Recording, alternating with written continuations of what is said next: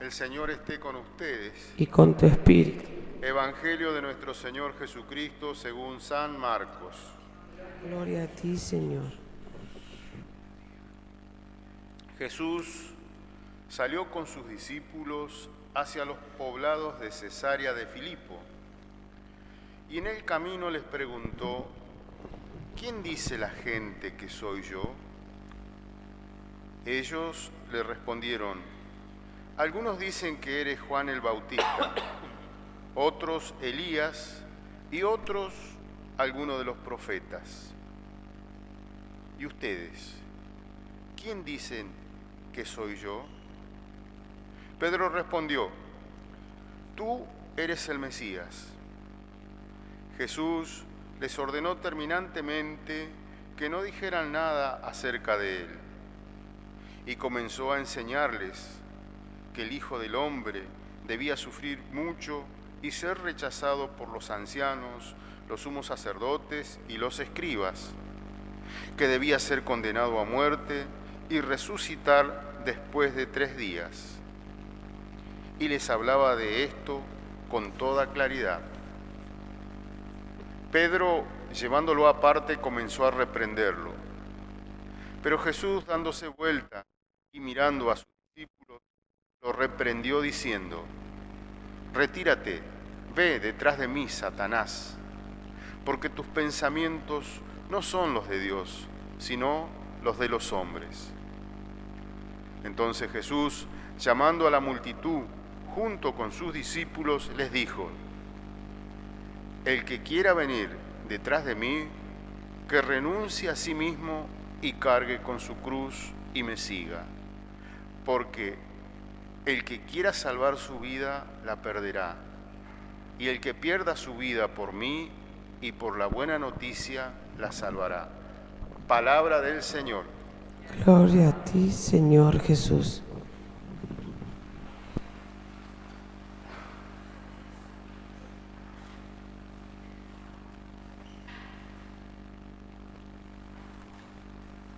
Celebramos, hermanos, este domingo 24 ya del tiempo ordinario, en donde seguimos conociendo la vida ordinaria de Jesús, lo cotidiano de Jesús. Jesús que nos presenta el Evangelio según San Marcos, que era seguido por mucha gente, y de entre esa gente había muchos discípulos también. Acostumbramos nosotros a pensar que los discípulos de Jesús eran solamente los 12, que después los nombramos como apóstoles. Pero entre aquella multitud había algunos que se consideraban discípulos de Jesús, aprendices de Jesús, aquellos que estaban pendientes de lo que Jesús hacía, decía. Y en aquel momento, aquellos que se consideraban discípulos de un maestro estaban pendientes de todo lo que hacía el maestro.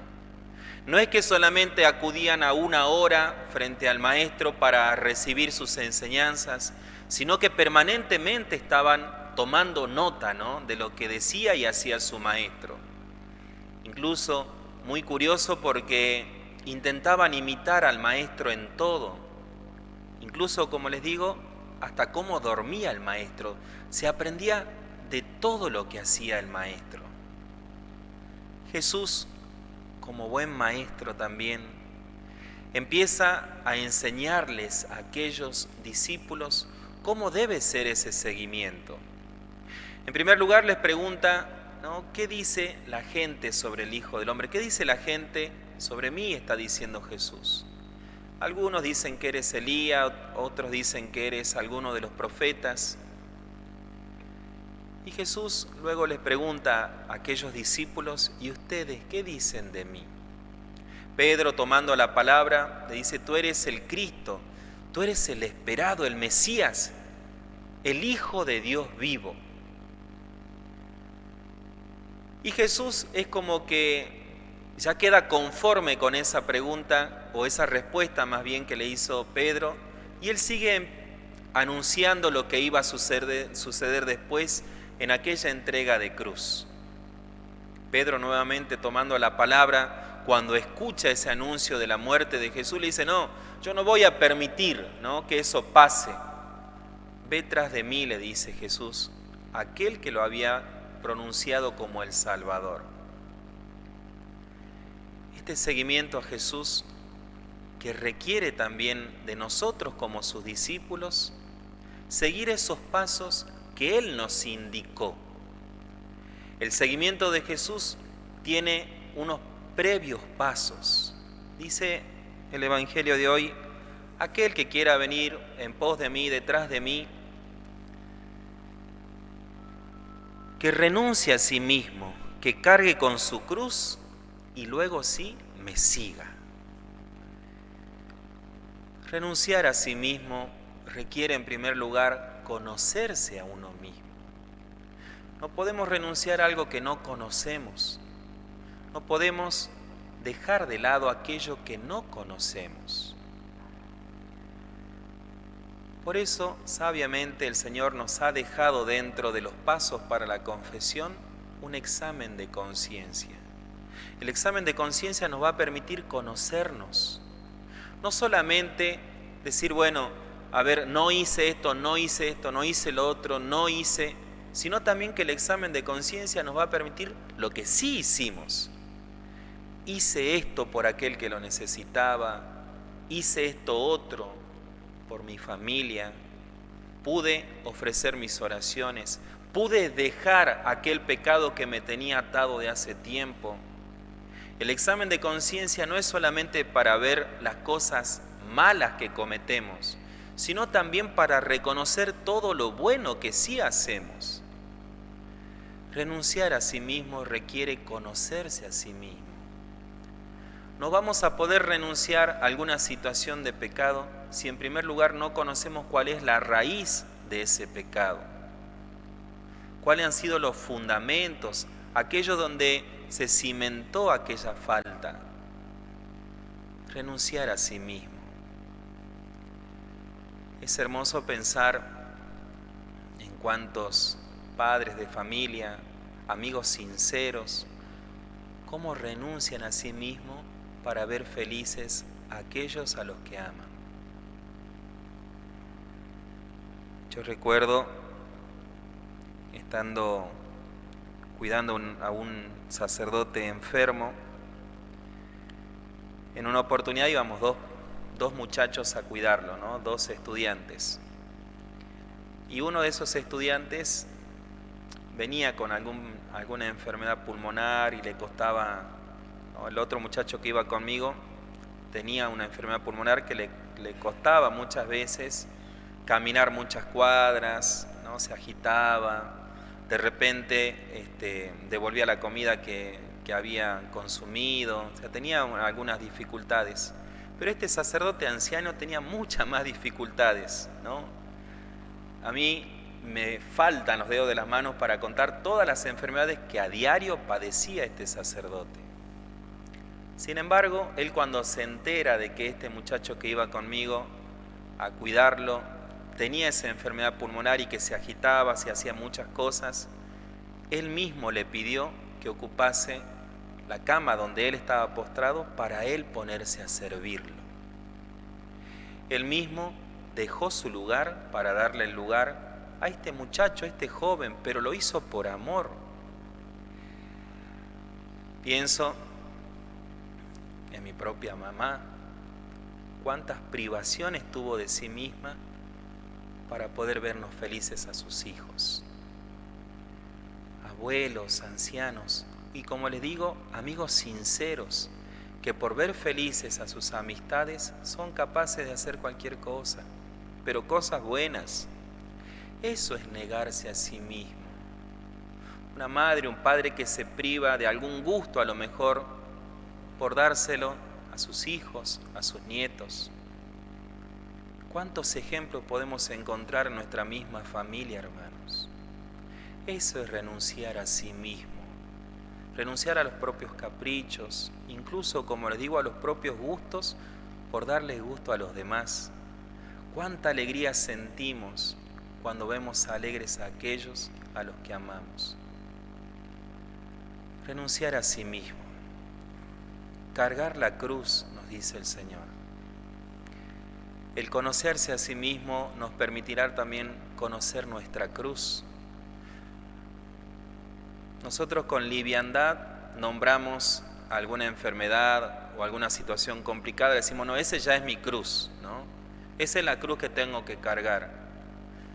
Y esa cruz que parece que vamos cargando nos va haciendo llevar la vida pateando tarros, ¿no? Maldiciendo a uno, maldiciendo al otro, incluso echándole la culpa a Dios.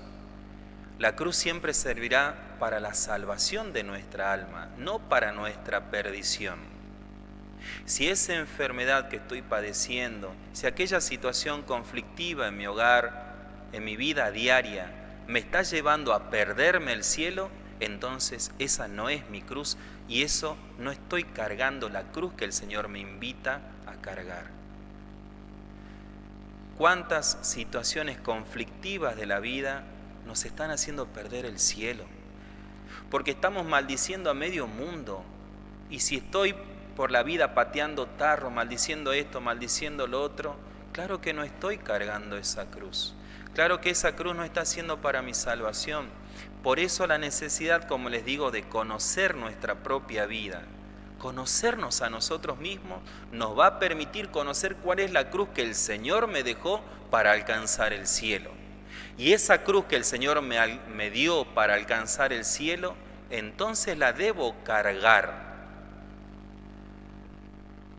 No renunciar, no huir ante la cruz, sino poder enfrentarla, cargar esa situación. El Señor me enseña a cargar la cruz, no a huir de la cruz, no a abandonar la cruz. Y la cruz, como les digo, siempre nos va a servir para alcanzar el cielo. Pensemos, si esa situación a lo cual yo le llamo cruz me está alcanzando el cielo o quizás me está haciendo perder el cielo. Renunciar a sí mismo, cargar la cruz y entonces sí seguirlo. El poder seguirlo al Señor nos va a permitir cargar con liviandad la cruz. Vengan a mí los que están cansados y agobiados, que yo los aliviaré. Mi yugo es suave y mi carga es liviana, es ligera, nos dice el Señor. La cruz va a empezar a ser ligera en la medida que nos conozcamos a nosotros mismos, que renunciemos a nosotros mismos y lo podamos seguir. Tomados de la mano, ¿no? Dice un canto, tomados de la mano con Jesús yo voy. Debe ser así, tomado de la mano de Jesús la cruz va a ser mucho más liviana, hermanos. Le pidamos esa gracia al Señor, de que emprendamos un camino con fe, con espiritualidad sincera, profunda, que el venir a la Eucaristía, que acudir a una misa, no se nos haga simplemente costumbre, sino que nos enseñe el Señor y nos permita avanzar, subir hasta el camino del cielo. El Señor hoy nos preguntará también, ¿y ustedes qué dicen de mí? Yo a los niños de la catequesis les comparto que a misa venimos a ver a Jesús, a escuchar a Jesús, a hablar con Jesús, pero también a llevar a Jesús fuera de este lugar. ¿Qué decimos de Jesús? ¿Y ustedes qué dicen de mí? Nos pregunta el Señor. ¿Qué decimos con nuestra vida? En otra oportunidad yo le decía que somos una Biblia abierta para otros. Otros pueden leer la historia de la salvación al leer nuestro testimonio. Prediquemos siempre, y si es necesario con palabras. Que así sea. En nombre del Padre, del Hijo, del Espíritu Santo.